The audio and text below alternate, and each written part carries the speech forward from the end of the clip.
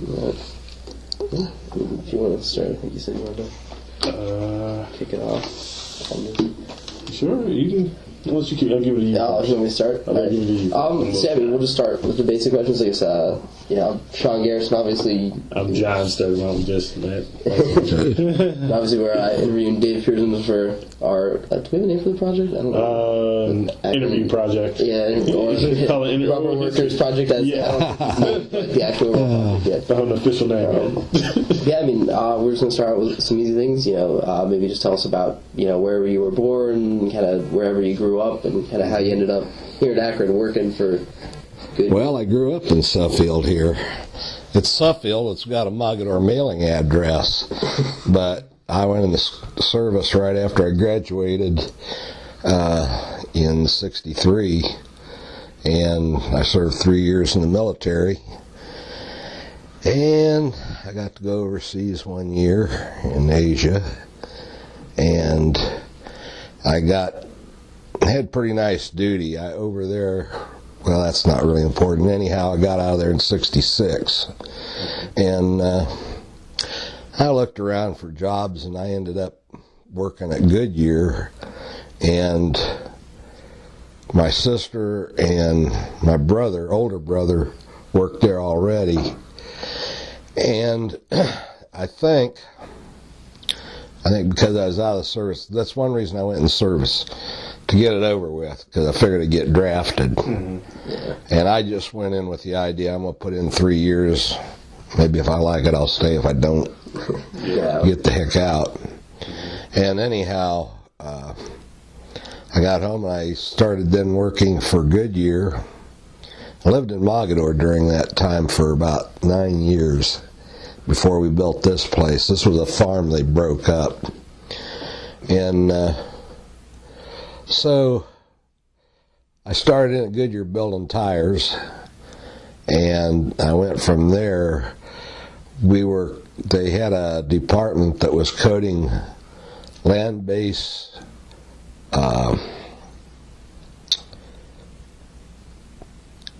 wire hooks for like what would be on a carrier for naval aircraft to be able to land on land and use their hooks and stuff. They were like a big spool hook. They were a good size. They were about 5-6 foot in diameter, these spools, and webbing was about probably close to a foot wide. And so I did that for a while, and that job ran out because it was a contract job.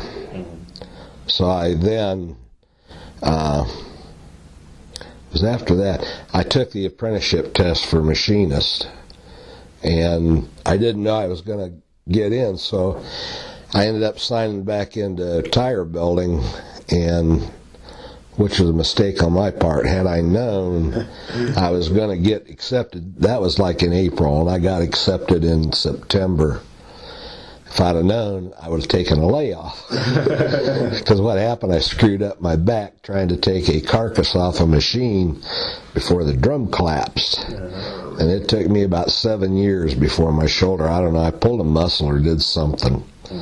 And that took that long for it to heal up. So I was in the apprenticeship and was in there from September '69 till 72. And actually it wasn't a 4-year degree, training. The last year was more or less on the job training. But the school they put us through, because we had to go to school, and I took kinematics, took physics, didn't do a whole lot of well on any of them. I think I only got by due to the grace of one of the teachers. And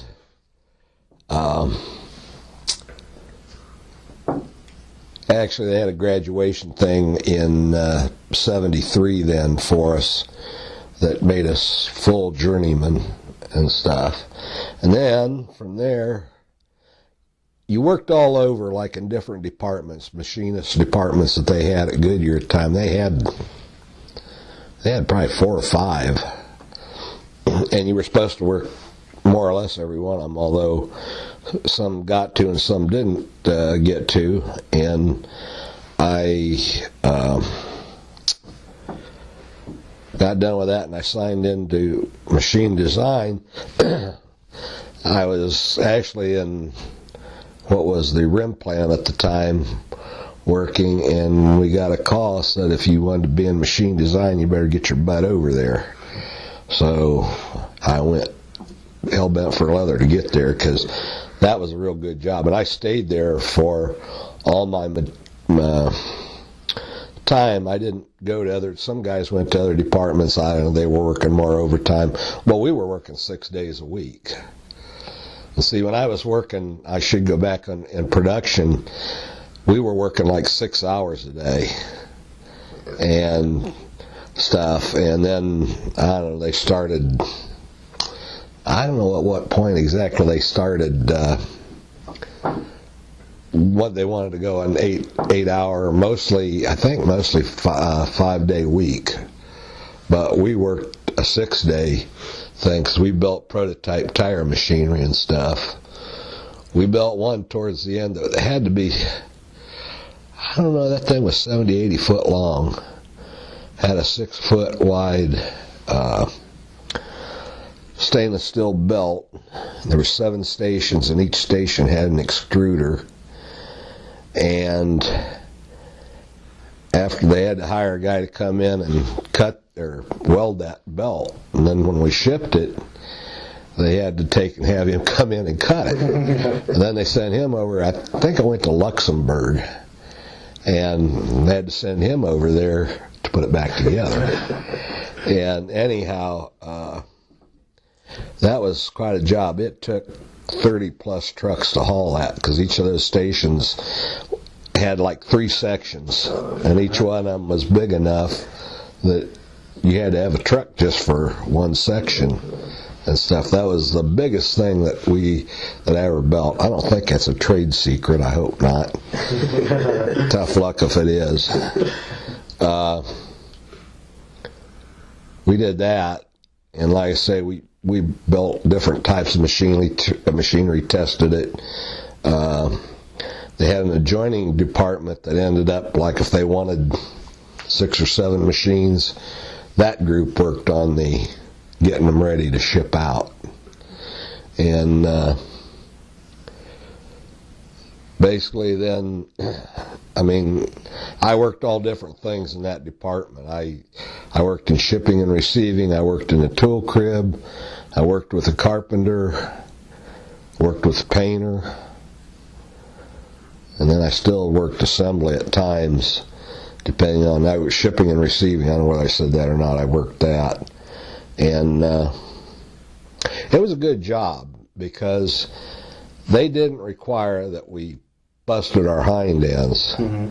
We were down at Plant 1. Now, they still had the presses down there, and that shop was super hot. There was, the one end didn't really have any windows. The other end did. And it was open. There was probably 20, 25 degrees difference between the two and stuff. And that. But then we moved from there in '85 out to Plant 2 to the B side, and that was the old belt room. And that was real nice working out there, because we had more equipment. We had a couple 20-ton cranes, which was a nice help for moving some of that stuff, and that. And then in sometime, must have been January 2003, they were closing down the stone mold plant, and they were shifting guys that had more service through and stuff, and they did that, I don't know, like every 3 weeks, and the guys they sent down would get shifted out because of their service and stuff. And I had volunteered to take a $20,000 buyout, and so we come in, I can't remember, it was a Thursday. We had 15 minutes before we quit. And they come in and said, don't bother coming in tomorrow, we're closing the department. I think there was one guy in the department that knew that was coming, but he didn't really. For a good friend, he kind of messed me on that because he never really said nothing. He did say something that made me wonder, but I wasn't sure what was going on. So anyhow, we did that, and I retired then February 3rd of 2003. One thing we did get there when we had them actually before we moved, but we got CNC equipment, and we trained to write our own programs because it was all computerized. So that was an interesting aspect, that learning to do that and stuff. They sent a bunch of us to Waterbury, Connecticut for training. The only bad thing was we found out we got those machines. They were obsolete when we got them. But they worked good. I mean, the only trouble was the CNC equipment broke down a lot. They finally had to send some electricians to, what do you call that? Electronics school. Because they had about 3 motors on them, and I think those motors, what'd somebody say? Them were at least $12,000 a piece that went on those, because they were not only the motor, they had the drive, the connection to the computer to run, and I'm gonna say that was about one thing. You didn't want to hit rapid traverse on those things. I had a plate bolted down. I don't know why, but I hit the rapid traverse, and I had an 1.5-inch cutter in that thing. That thing hit that plate and just shattered. That thing went like 240,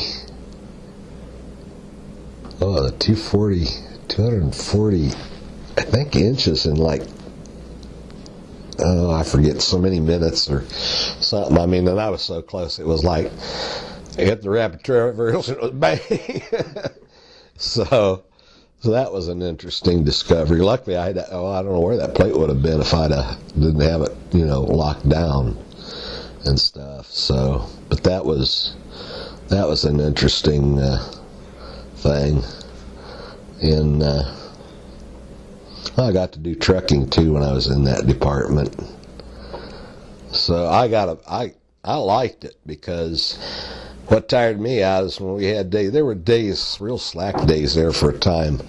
We didn't hardly have nothing to do. And I was so stinking tired by the time I got home from those days. I was more tired than if I worked all day and stuff. So I figured, well, I'm there 8 hours.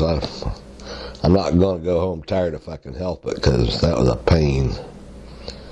But other than that, I mean, that's more or less my story of what I did there. Like I say, all sorts of jobs wherever they needed it, and replace guys kind of on vacation for their jobs and stuff. So I liked it because it was varied. It wasn't like you were in a rut or anything. You'd go in, you didn't know maybe what you were going to do. I mean, you might think you're going to do something, and you go in there and find, no, we need this instead. So it was, we had good bosses. We had, at least most of them were. And then we had some that were, I don't know, I can't say it nicely. They weren't really qualified to do the job, let me put it that way. I mean, they needed more training. They were kind of thrown in without the actual training to be like a supervisor or foreman and stuff. But that was kind of more or less towards the end. And we had one guy that he kind of tried to micromanage. He wanted his nose and everything, and he caused more problems. If he'd have just stayed the hell away, let us do the job, would have been fine. But you have those type too that afraid you're afraid they're going to be asked something they don't know what the heck's going on. I guess I don't know. I can't really explain that. But like I say, I enjoyed it. I had a good bunch of guys to work for, and can't complain. Can't complain about it. I'm just kind of sorry that it didn't last longer. That they didn't keep that department and stuff. So I fell in there at work, and I had to have a knee replacement. It's one of those deals where you fall and you kind of look around and think, God, I hope nobody's seen that. That was really clumsy.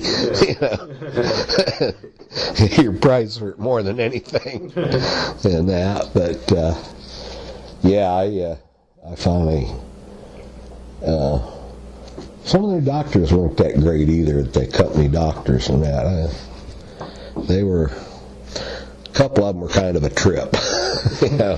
I mean, when you have to ask them, well, what should you do or something, and it's like, oh.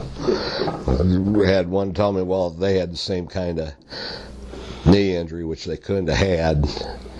And all that thing had healed up in, a couple of months and stuff. Well, that was baloney. So,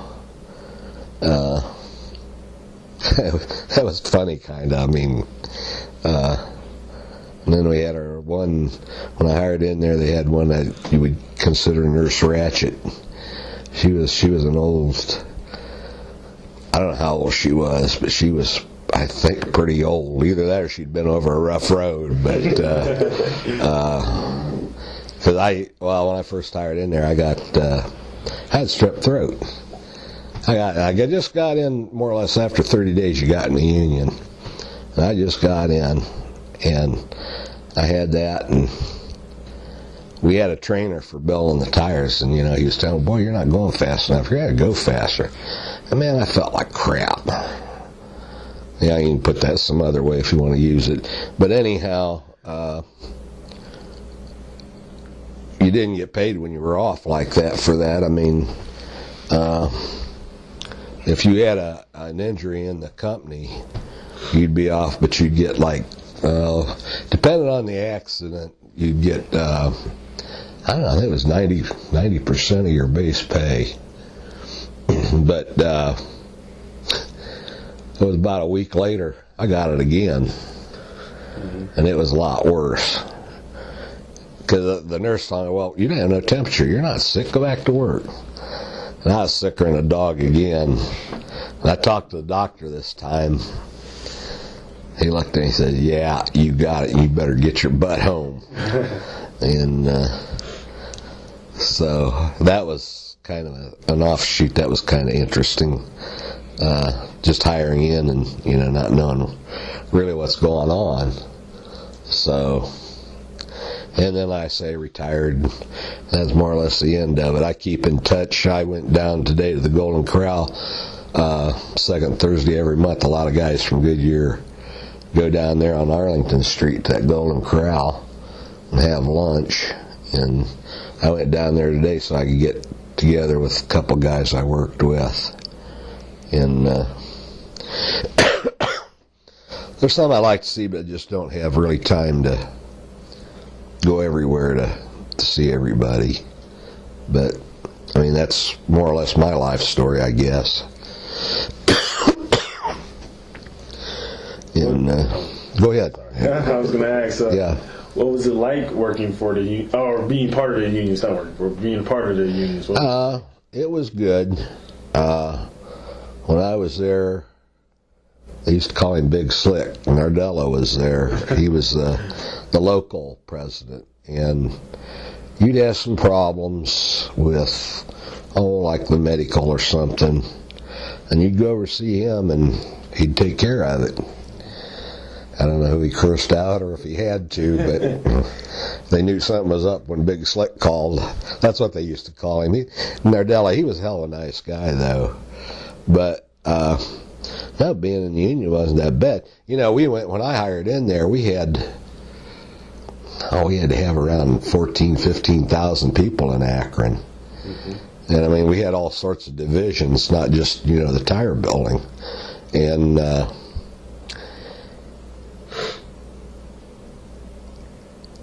So, like I say, we had that many. Well, they sold off that stuff.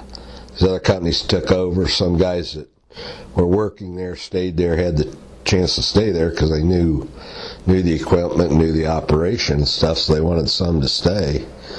And that just took our union down to, excuse me, the union at that time was fairly powerful. And with 15,000, I mean, that was just 15,000 Akron, and you had, I don't know what we had then at that time, at least 4 or 5 other plants. And they had a couple thousand people and stuff in that. So, no, it was pretty good working for the union. I mean, I really, to be honest, I don't know what the heck it would have been. I probably would have been like the military. You had a sergeant, he was more or less God. Mm-hmm. I mean, you didn't screw up unless you wanted to have it rough in that. But no, working for the union, as far as I'm concerned, was good. And we started in, I don't know, about the 70s after. See, on 70, and at first too, like I was building tires, that was piecework. So you were getting paid. We had guys that were making 4 times the rate because they were building. One guy we had a marker for a machine for a ton of tires. That damn thing was practically a solid line. I think a 2-ply black tire, he could build that in like 1 every 45 seconds. And I mean, I never got to, well, then I screwed up that shoulder. I never did get anywhere near that. Yeah, well, it was funny. I could work 6 hours okay building tires. After 6 hours, I worked over a couple hours, and I think I built 4 or 5 tires in those couple hours. I was just so sore, that thing would start hurting, and that. But no, working for the union was pretty good. I mean, we had a union that seemed to take care of you in that, and so it was good. It was real good as far as I'm concerned. Now, did you? I mean, I know a lot of people talk about like the strikes. Everybody went on, especially '76 is a big strike. Yeah. Did you ever get affected? Were you out there picketing with them, or? Yeah. I spent about every penny I owned. I had borrowed on a credit card, which is a dumb thing to do. And I was taking $100 out on a credit card and paying $100 a month. And I finally looked at this ain't no damn good. I went and got a loan, bank loan, personal loan, paid it, and then was paying it that way. So it wasn't near as bad. But yeah, I mean, at the time I wasn't living out here. We built this place in '78, and I couldn't get any advantage. I'd had to sell this property, and I didn't want to do that. So I kept up payments and stuff on that. And like I say, I was broke. And now that was the thing when I lived over in Mogadore there for, I don't know, like about 9 or 10 years. And then, like I say, we built this house. But there was a couple there, a man and woman, and they both worked for Goodyear, and they were salaried. And they told me, they said, if I needed anything, to tell them. Because at that time, I don't know whether I should say this or not. You might want to erase this, but they told me that, hey, whatever the union members get, most salary ends up getting. And because he said, well, if it wasn't for you guys, we wouldn't be getting nothing, and that. So they were a real good couple. They were a lot of fun and stuff, and that. And then, well, other in my life, we had 2 boys. Both of them went to Akron U as mechanical engineering, and the one boy, the oldest boy, hopefully will be getting out of the service in the fall of 2015, and he's not sure what's going to happen. He's a major, he's been a pilot, and he's not sure what he's going to do, because like he told his brother, he says, I haven't done any mechanical engineering. Well, in a way he probably has, because those helicopters are kind of complicated and stuff, and he's qualified as a test pilot and instructor and rated in jet engines, jet flight, I guess you'd say, and that I don't think he'll have any trouble getting a job. And then the youngest boy, after he graduated from college, he went out to Idaho. He lived out there about 3 months, and he had co-opted with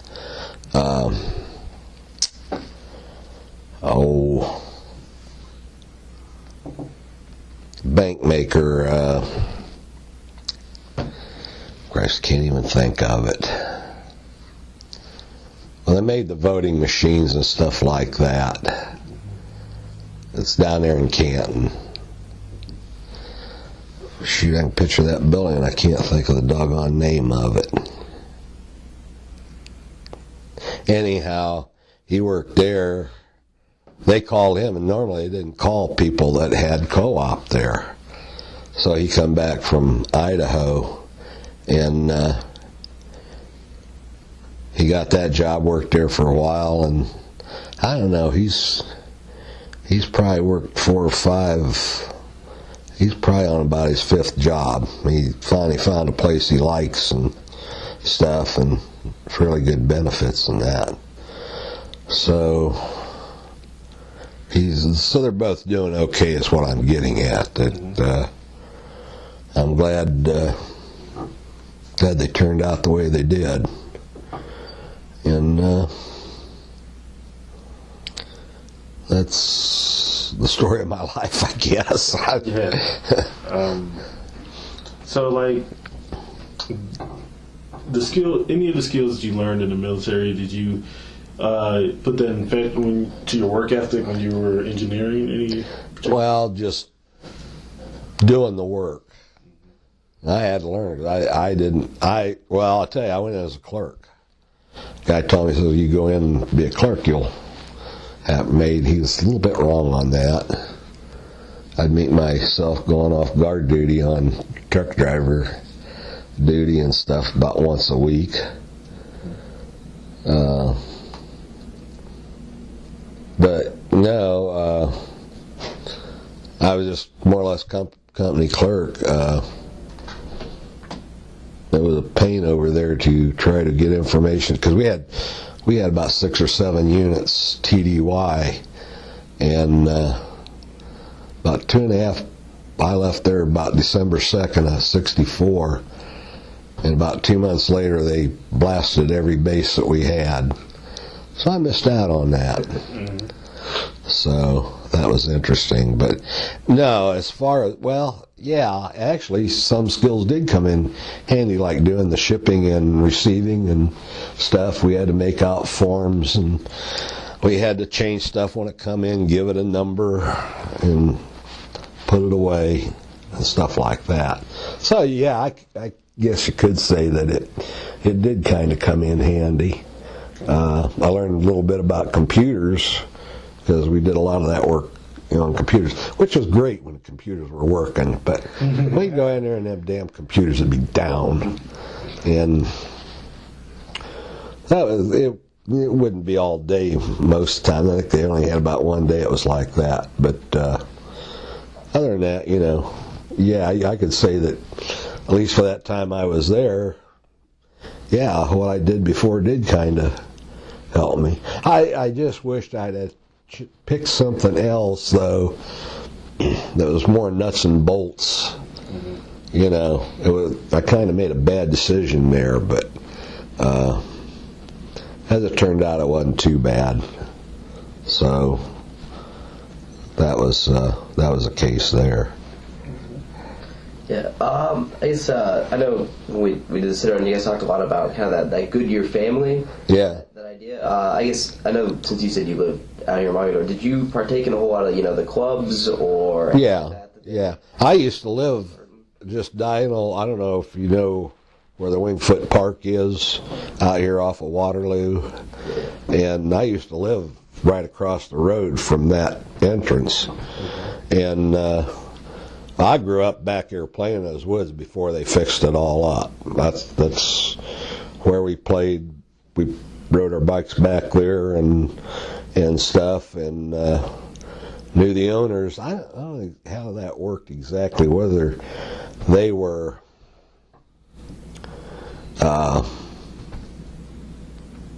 the people running it at the time.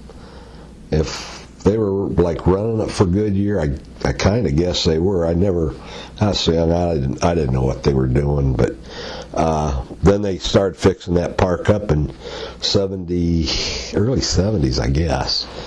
And they really cleaned that thing up and really made it nice. It's open. Sometime if you ever wanted to, you drive down there and look around. That place is packed, though. See, it was only open to Goodyear employees. Well, now it's more or less a state or so park, and anybody can go back there. Mm-hmm. And they got, what do you want to call that, a place for dogs to run in. They got a few boats down there, and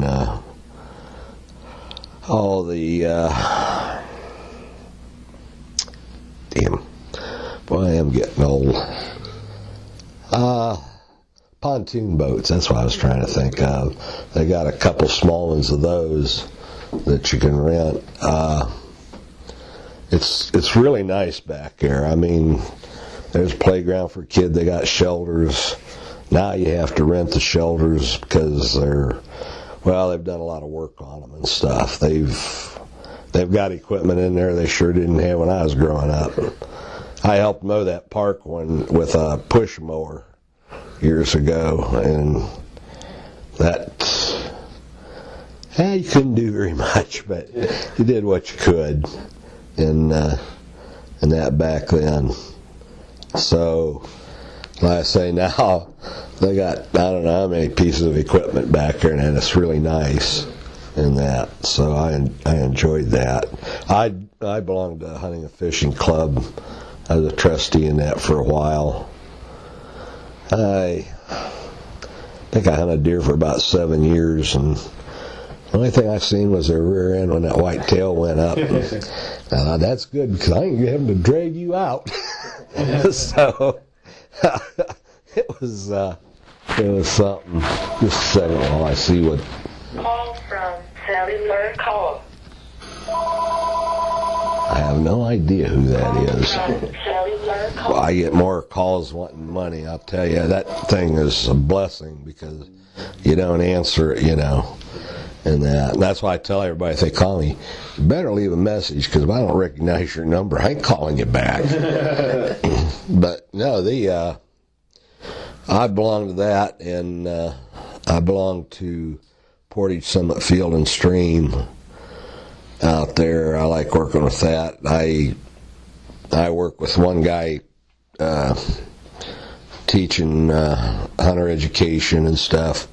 Big thing on that is safety, of getting these kids out there and not somebody getting hurt, hopefully. We hate to find out that somebody we ran through the class got hurt, It makes us look like a bunch of doofuses. But I did that. I've done that for, I don't know, 30-some years now, nearly 40. And, Goodyear had that employees' activities at that time. Hell, they had a car club. The archery club is still out there on Waterloo, west of the park. And then they built a big boat landing down by the railroad tracks. It's down below that archery range. And they had a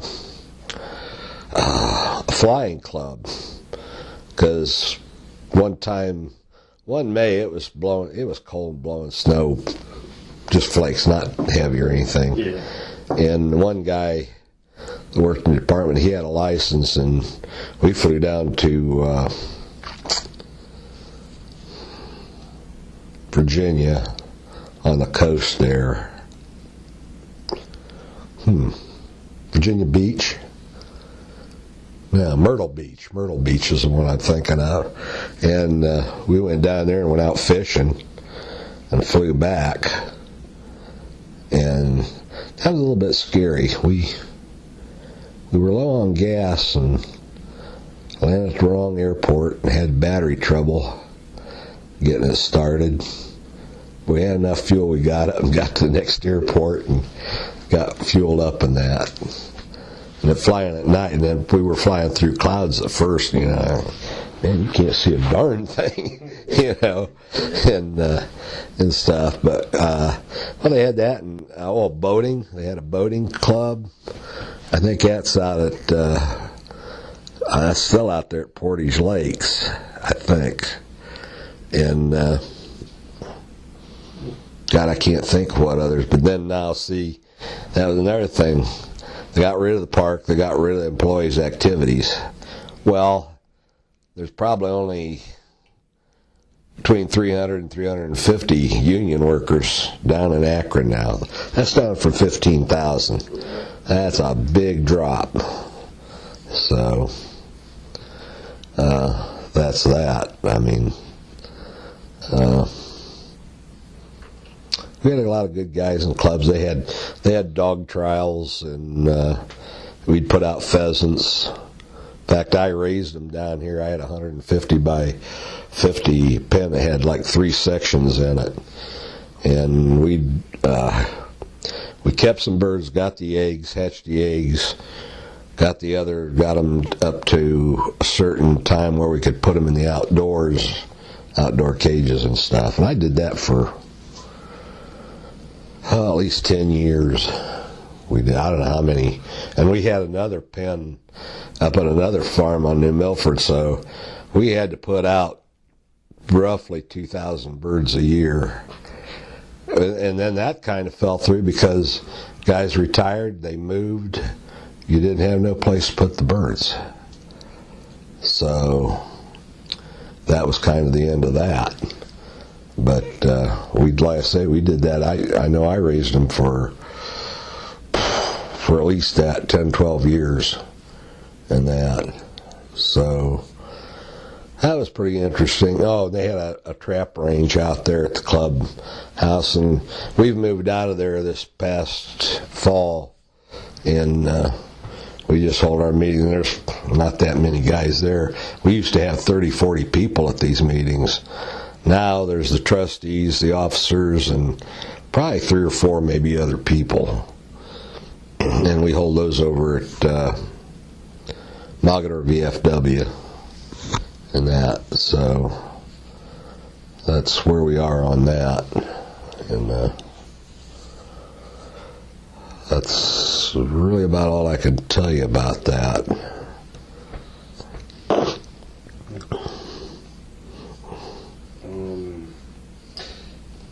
Something interesting.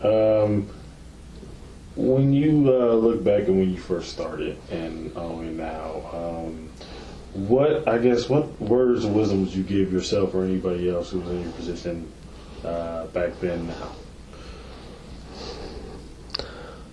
Well, I say do your job and don't be a screw up like some of them were. Don't be drunk. Don't be, be on time. That was the thing, Goodyear, with the people that drank a lot and even guys using drugs. There was a time when Goodyear bent over backwards for those people, trying to get them shaped up. So you can't say nothing sour about Goodyear about that, because they did their best. I mean, they went way out of over and above what, at least what I thought they needed to do to help these people. So, like I say, I just say, try to be on time, try to do your work, and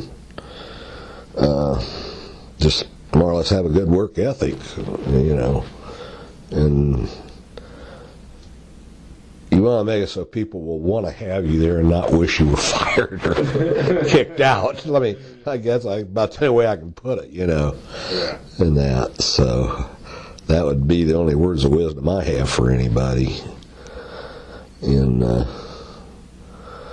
other than that, maybe if they didn't know, if they knew they wanted to get into a company, and if they knew what they did, and if maybe they could go get some training that would help them, go do that. I try to tell my youngest boy, I says,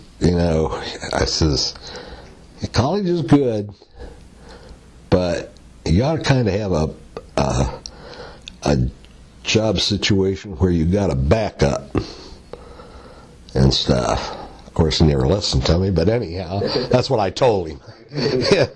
But yeah, I mean, here's the thing. It's just a fact. I don't know, when are you guys going to get out of college, or when are you going to be? I finish up in the fall. You do? I finish up around May. May? Yeah. Well, the only thing I can say, you might maybe have to go out of state or something, to find a decent job. I really don't know what the climate is, but how can I say it? There's only so many real good jobs, and if you're lucky enough to get it, you better keep your nose to the grindstone and stay there as long as you can. That's the only thing I can say. Just like our job, we made pretty good money towards the end there, and like I say, we had a lot of training in that CNC end of things, and so that was good. And how can I say it?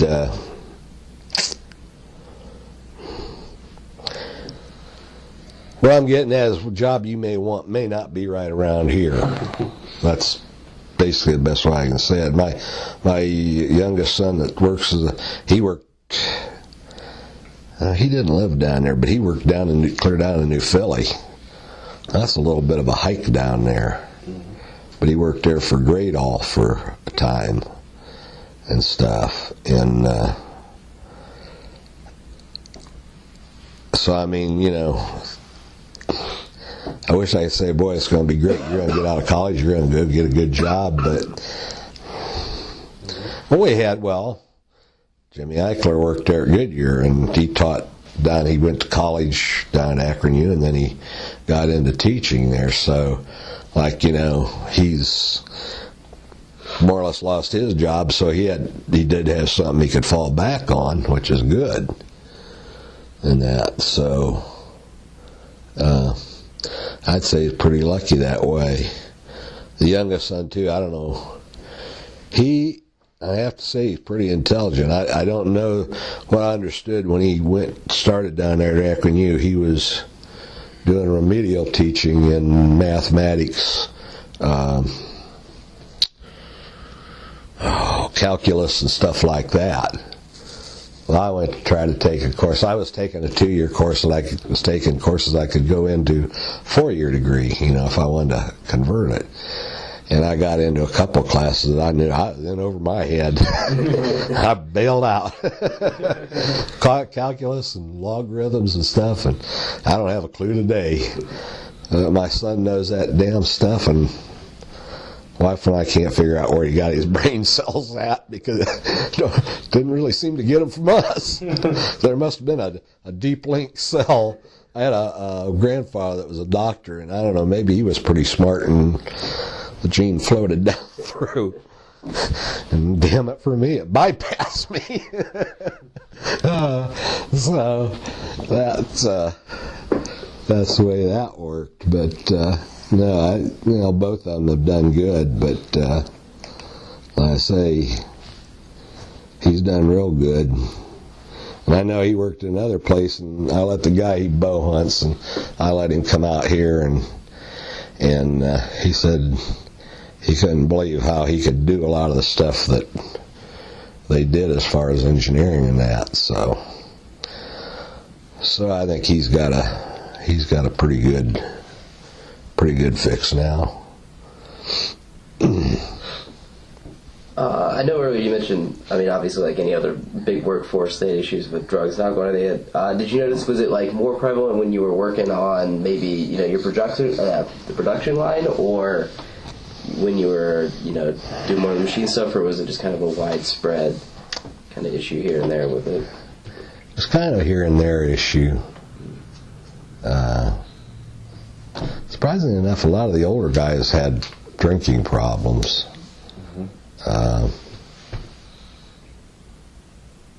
We had some problems in our department. Not really all that many, though. There were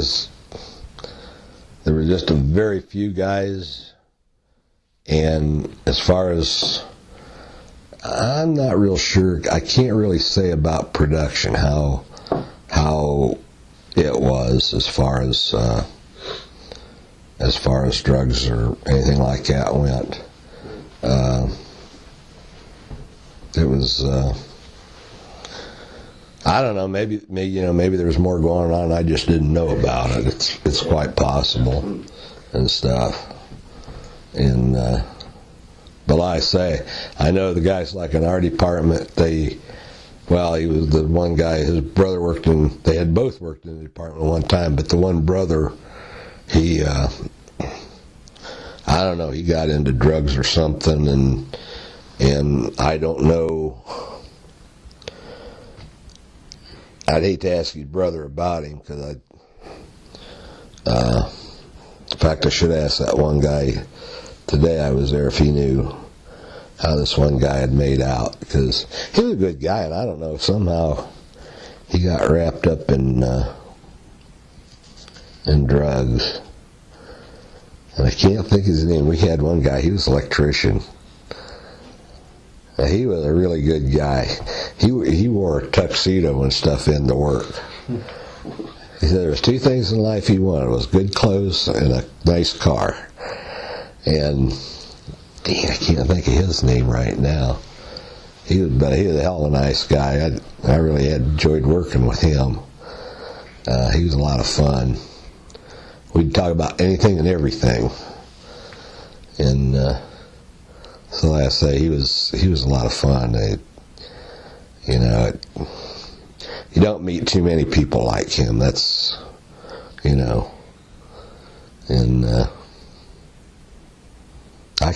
he's another one. I can picture him right now, but I can't think of his name.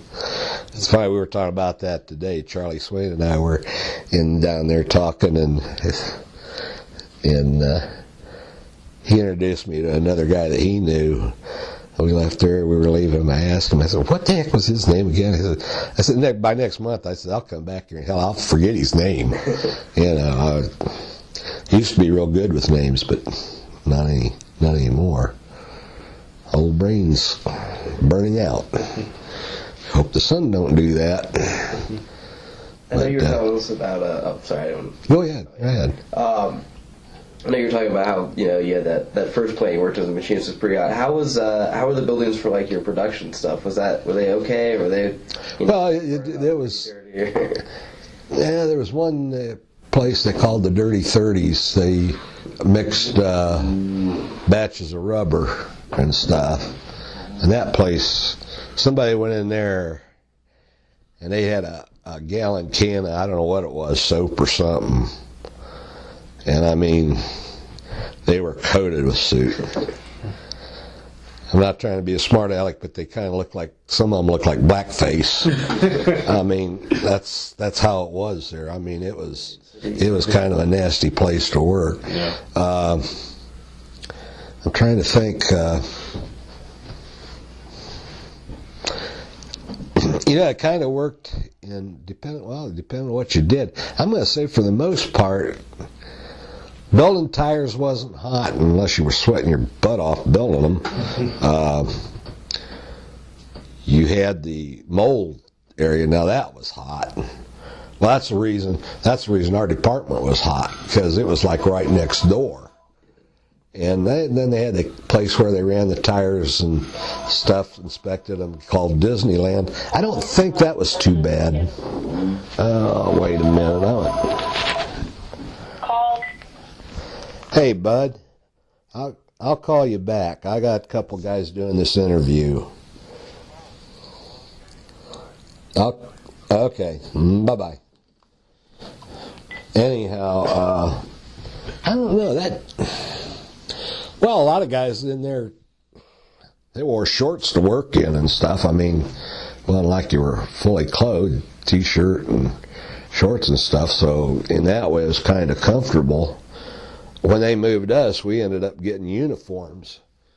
Or they issued us uniforms when we got transferred over there. We had all the CNC equipment, and excuse me, we had a big area. They had brought in a machine after we moved over there, and we called it Jurassic Park.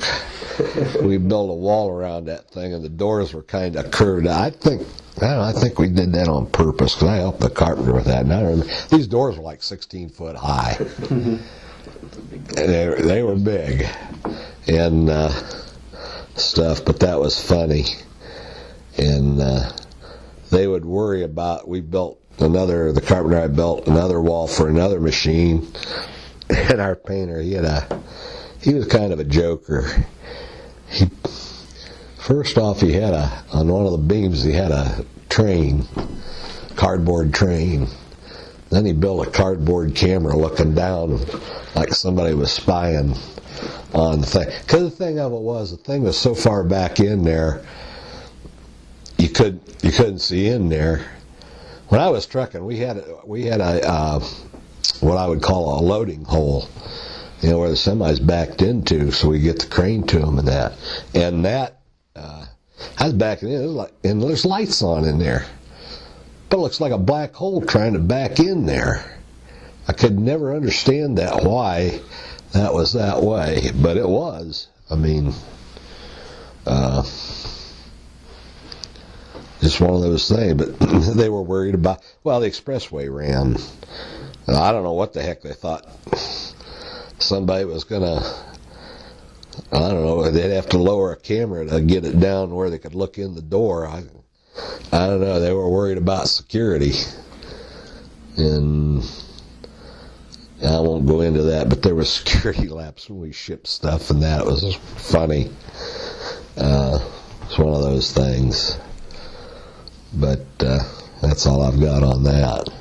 Well, I mean, I know speaking of security, because I knew even when we met a few other people mentioned it, was that, because it sounds like the management things were very worried about, people stealing their other machines and things. Was that management? Or? Well, what they call proprietary information and stuff, it was a big deal. Of course, I don't know that Goodyear didn't do a little bit of that themselves, But, because they had a deal where they were, Bridgestone was, and Goodyear had an ongoing, I don't know what you call a commitment to each other for, I don't know whether I want to say equipment, and they would get equipment and look at ways to improve it, not just copy it. They wanted more or less the idea, and then, like I say, they would work on it to improve it and stuff like that.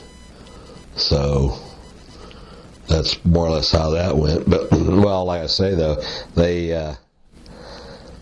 did kind of make a big deal out of that. The thing was, they'd bring in people from other countries and stuff and walk them through there. And I thought, if you're so worried about this, what are you doing bringing them in there? The Russians figured out they got just a side story. They got a Neen engine from Britain, and it was to put in airplanes, and they didn't know how to make the what do I want to call it, the turbine fans and stuff. So they had guys going through the plant. Well, they had soft sole shoes, and they'd pick up the shavings. So they got the shavings, they took it back and figured out what was in it and figured out how to make fan blades for the turbines and stuff, which was kind of interesting and that. Really? So, I mean, that's, that's what went on there, and stuff more or less like, I don't know, wasn't there just a big thing about something like that about somebody stealing information or something. I don't remember. There's been so much stuff on the news, but it seems like there was something about that just here not too long ago. I'm sure, yeah. Yeah, some company people got caught. So that's all I got. Same here. No, I'm good. Yeah. So, thanks for sitting down with us. Thanks for. I learned a ton, actually. Yeah. Yeah, I give you a bunch of stuff you didn't really need to know, but what the heck. So yeah, I enjoyed this.